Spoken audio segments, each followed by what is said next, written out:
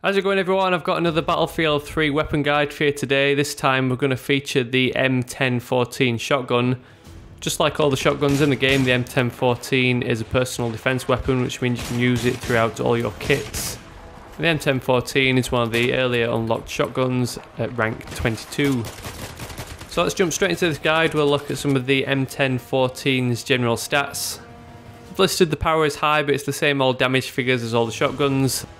The recoil of this weapon is slightly higher than the pump action shotguns like the 870 and the Spaz 12, but even if you fire out your shots in rapid succession, it's not like you're going to stray way off target. So I've listed the recoil as low overall. The capacity of this weapon is 5 rounds, which is pretty unusual considering it's a semi-automatic shotgun.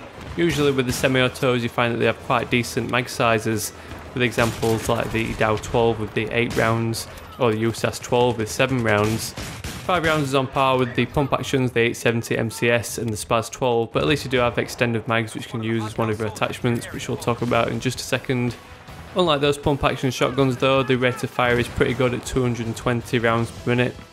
That's on par with most of the other semi-auto shotguns, with just the MK3 and the USAS 12 coming out higher. So stats wise, the only real downside to using the M1014 is having that low capacity of only 5 rounds. But one of the best features of the M1014 is its pellet count, thanks to one of the recent patches this year. The M1014 fires out 1 extra pellet than the Sega 12K and the Dow 12, with it having a total of 10. That's just behind those two pump action shotguns which have 12 and 11 pellets per shot. This just means your chances of getting that one shot killer increased, since you've got more pellets hitting the bad guys and inflicting more damage overall. So once you've remedied that main disadvantage of those 5 rounds with extended mags, it makes quite a competitive weapon.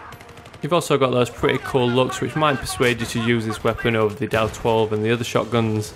So let's move on and take a look at my recommendations of an attachment configuration for your M1014 in game.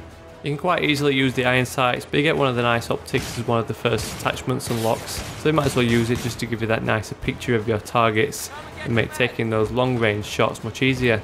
The Reflex red dot sight is that first attachment you get after 10 kills, and as we know from other weapons in the game, it's that non-magnifying gun sight with a red dot reticle.